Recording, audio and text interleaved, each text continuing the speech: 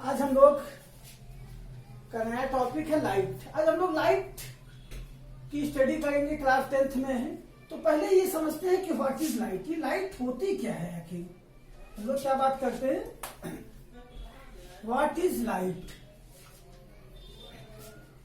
तो क्या होता है लाइट के बारे में हम लोग पहले डिस्कस कर लेते हैं कि ये होती क्या है।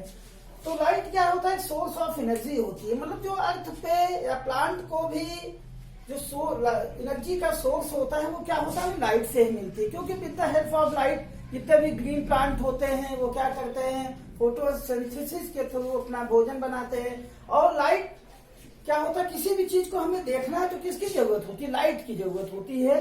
तो लाइट की हेल्प से ही हम आसपास की चीजों को देख सकते हैं। तो लाइट की बहुत सारी प्रॉपर्टीज होती है। आज हम लोग केवल डिस्कशन करेंगे इसका रिफ्लेक्शन का, कि रिफ्लेक्शन क्या होता है।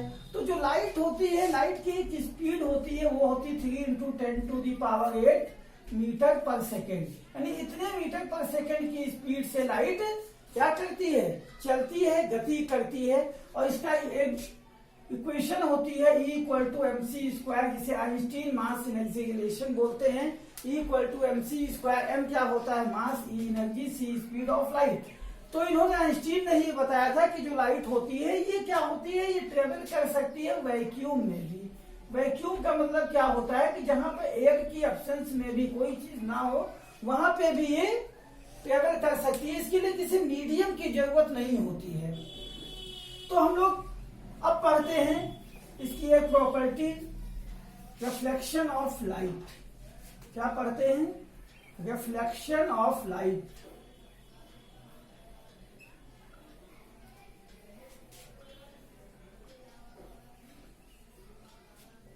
तो रिफ्लेक्शन ऑफ लाइट क्या होता है, हम लोग पहले समझते हैं रिफ्लेक्शन क्या होता है। रिफ्लेक्ट होना, जैसे कोई चीज किसी पे गिरती है फिर वो क्या होती है, टर्न होके उसी डायरेक्शन में वापस आ जाती है।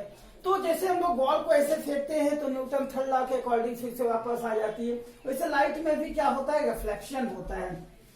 जैसे साउंड होता है वो भी जाती है, टकराती है, फिर वापस आ जाती है। तो उसमें भी रिफ्लेक्शन होता है, लेकिन उसको हम लोग इको कहते हैं, इको के नाम से जानते हैं। तो ऐसे रिफ्लेक्शन ऑफ लाइट क्या होता है, ये सपोज कर लेते हैं कि अगर जो हमारे पास कोई एक प्लेन मिरर है, एक तरफ हम लोग पॉलिश कर देते हैं, ठीक है। ये एक मीडियम हो गया, मीडियम फर्स्ट हो गया हमारा। मान लेते, सपोज कर लेते हैं कि यहां से कोई लाइट ऐसे ट्रेवल होती है, वो इस स्मूथ प्लेन सरफेस पे गिरती है। गिरने के बाद हम लोग क्या देखते हैं कि जो एक लाइट जो इंसिडेंट, इसको हम लोग क्या नाम देते हैं, इंसिडेंट रे। क्या होती है ये, इंसिडेंट रे। इसी को हिंदी में बोलते हैं आपतित किरण, आपतित किरण। तो इंसिडेंट रे जब ये गिरती है, गिरने के बाद क्या होता है, जिस पॉइंट पे गिरती है प्लेन सरफेस के, उसके बाद क्या होती है, वो उसी मीडियम में वापस आ जाती है। तो इसे क्या कहते हैं, रिफ्लेक्शन ऑफ लाइट। हिंदी में इसको बोलते हैं परावर्तन का नियम। क्या होता है, परावर्तन का नियम। तो ये परावर्तन क्या होता है, क्या लिखेंगे, जब कोई आपतित किरण किसी चमकदार सतह पे गिरती है तो गिरने के बाद वह पुनः उसी माध्यम में वापस आ जाती है। तो क्या कहेंगे कि when the incident of light fall on the plane shining surface it return to the same medium after striking the plane surface।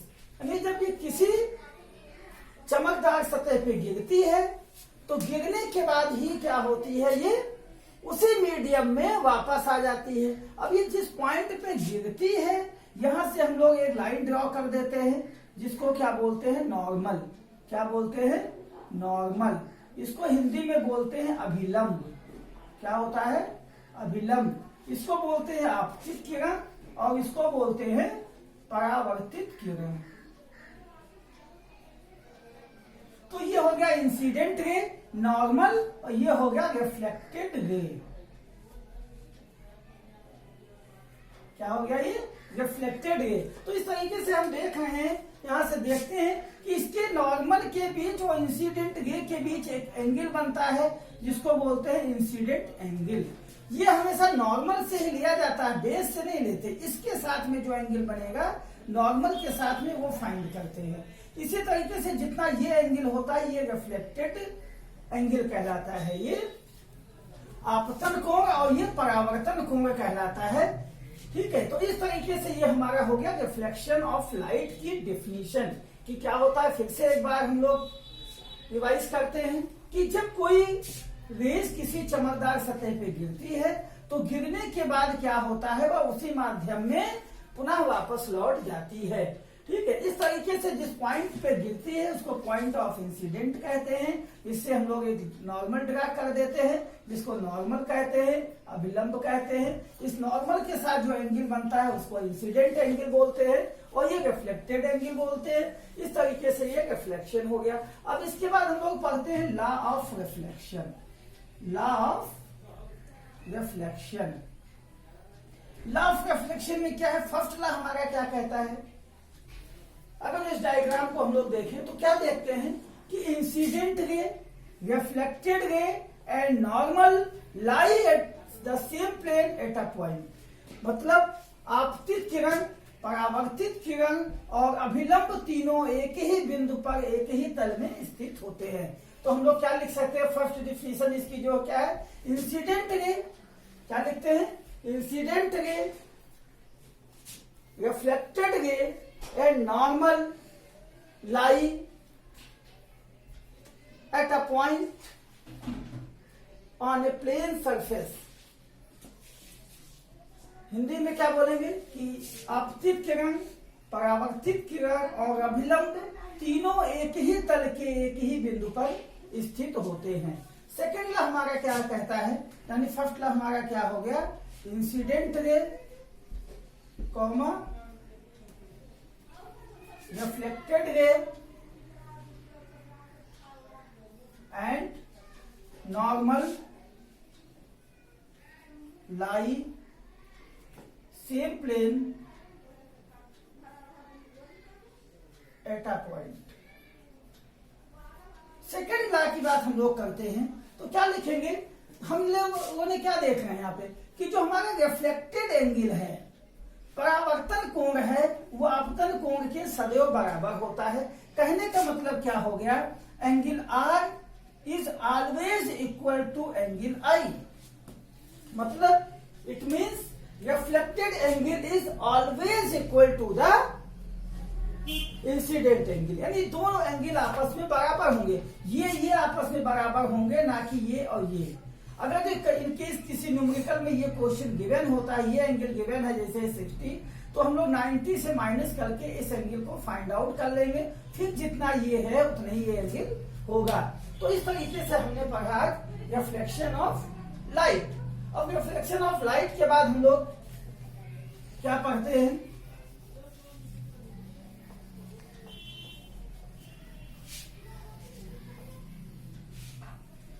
अगला हमारा जो टॉपिक है रिफ्लेक्शन ऑफ लाइट के बाद स्फेरिकल मिरर। क्या है, स्फेरिकल मिरर।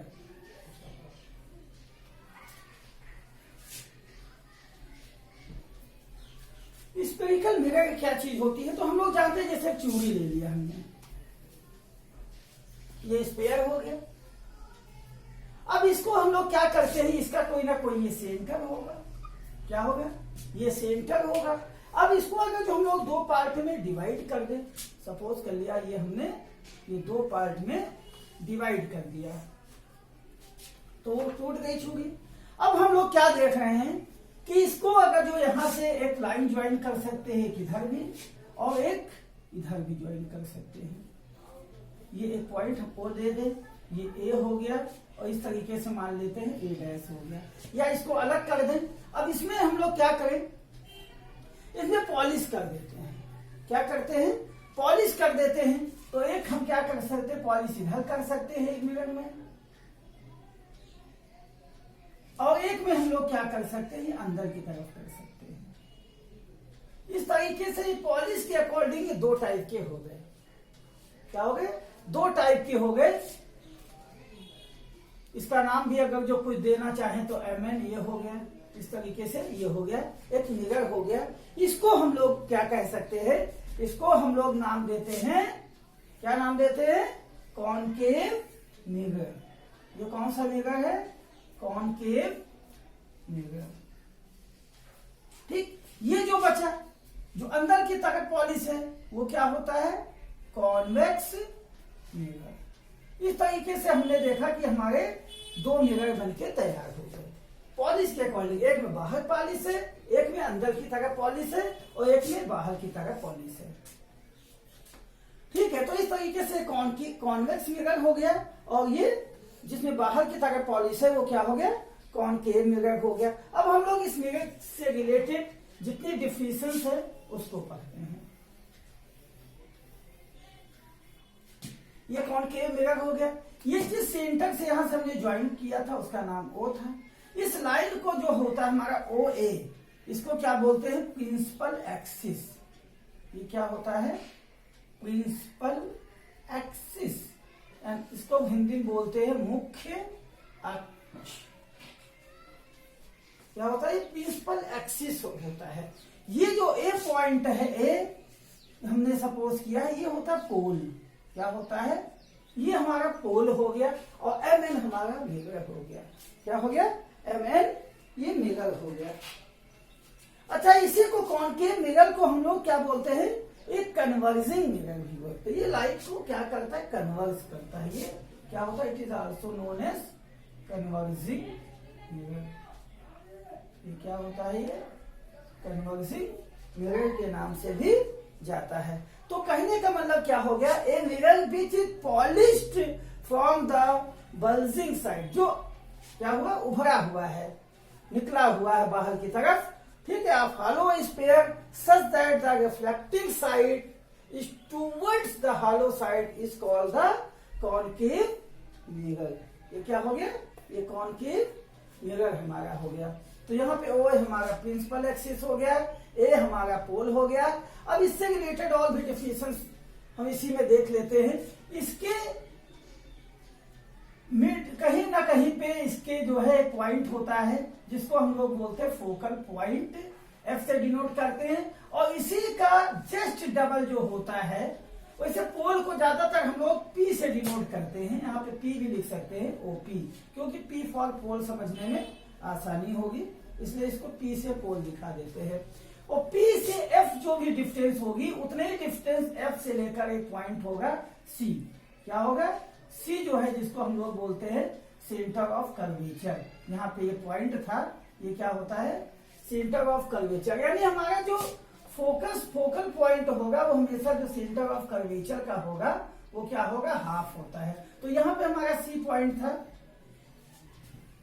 C ले लेते हैं हम लोग। ठीक है, तो सेंटर ऑफ कर्वेचर जो प्रिंसिपल एक्सिस को हम थोड़ा सा इंक्रीज कर देते हैं, तो हमारा जो C होगा वो क्या होगा, PF का डबल होगा, यानी PC इक्वल टू क्या होगा, 2PF। जो हमारा PC होगा वो क्या हो गया, 2PF होगा। इस तरीके से ये हम लोग ये कर लेंगे।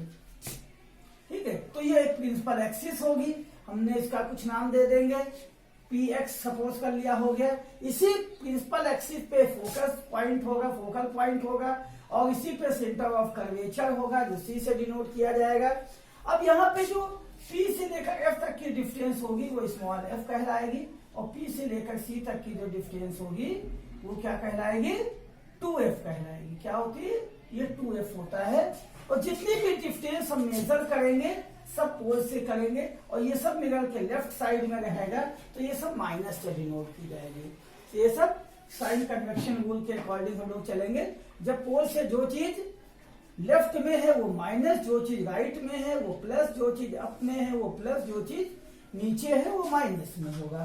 तो इस तरीके से हमारा जो OP होगा, ये प्रिंसिपल एक्सिस पहले हम लोग एक ड्रा कर लेंगे, फिर उस पे कहीं ना कहीं पे पोल फोकस होगा, एक सेंटर ऑफ कर्वेचर होगा। अब इसके बाद हम लोग पढ़ेंगे,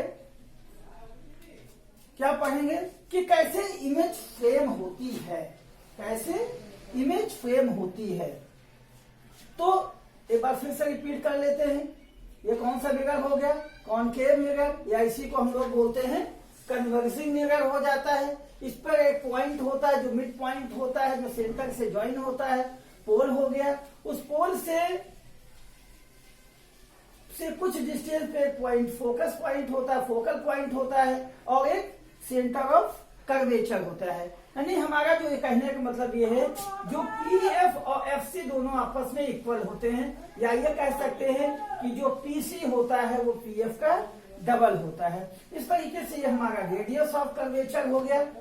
हमारा जो पी से लेकर सी तक की डिस्टेंस होती है, पी से लेकर सी तक, इसको बोलते हैं रेडियस ऑफ कर्वेचर। क्या होता है? रेडियस ऑफ कर्वेचर हो गया। और पी से लेकर एफ तक जो होता है वो फोकल पॉइंट कहलाता है। तो इस तरीके से ये हमारे पास इतनी सारी डिफिनेशन हो गई। तो फिर से हम लोग एक बात देखते हैं कि प्रिंसिपल एक्सिस क्या हो गया। Line in joining the pole and the centre of curvature. Centre of curvature और पोल को जो लाइन ज्वाइन करती है स्फेरिकल मिरर में, वो प्रिंसिपल एक्सिस कहलाती है। पोल क्या होता है? जो सेंटर ऑफ रिफ्लेक्टिंग सरफेस है उसके मिड में एक पॉइंट होता है, वो क्या कहलाता है? पोल कहलाता है।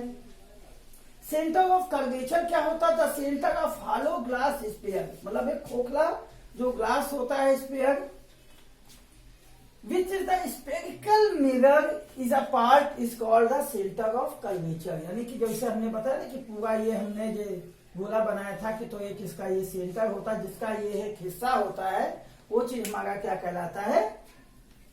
क्या कहलाता है? सेंटर ऑफ कर्वेचर होता है। इसी तरीके से रेडियस ऑफ कर्वेचर होता है जब पोल से लेकर the distance between the pole and the centre of curvature is known as the radius of curvature. यानी पीसी इक्वल टू हमारा क्या हो गया? यहाँ रेडियस ऑफ कर्वेचर हो गया।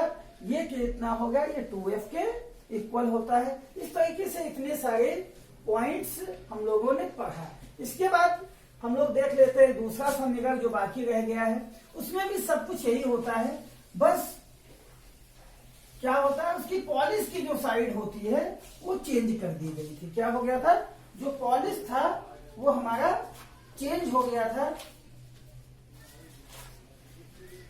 वो क्या था? कॉन्वेक्स मिरर की जैसे हम लोग बात कर रहे थे, कॉन्वेक्स मिरर। कॉन्वेक्स मिरर में क्या था? दूसरा हिस्सा जो ये बचा हुआ था, अब इसमें हम लोगों ने अंदर की तरफ पॉलिश कर दी थी। क्या कर दी थी? अंदर की तरफ पॉलिश कर दी थी। तो इसका रिफ्लेक्टिंग सरफेस कहीं इधर हो गया। क्या हो गया? कहीं इधर हो गया। यही चीज इसमें क्या हो गई? ये प्रिंसिपल एक्सिस हो गई। इसी में कहीं पे क्या होगा? फोकस होगा, फोकल पॉइंट होगा, और क्या होगा? रेडियस ऑफ कर्वेचर होगा। बस इसमें क्या होगा? जैसे रेस ये जाएगी ऐसे पोल से, तो ये क्या होगा? इधर इसी साइड में यहाँ पे ये वापस आ जाएगी। तो ये जो रेस होगी वो इंसिडेंट रे होगी, ये जो क्या होगी? ये रिफ्लेक्टेड वे होगा। इस तरीके से हम लोगों ने आज पढ़ा रिफ्लेक्शन ऑफ लाइट क्या होता है, और दो टाइप के मिरर पढ़े, concave mirror and convex mirror. इसके बाद हम लोग पढ़ेंगे इसके डायग्राम कैसे बनाए जाते हैं। जो 6 कंडीशन है कि ऑब्जेक्ट को हम लोग कहाँ पे रिप्लेस करते हैं बार बार, उस तरीके से उसकी इमेज फ्रेम होगी और हम लोग उसको देखेंगे। वो नेक्स्ट क्लास में देखेंगे।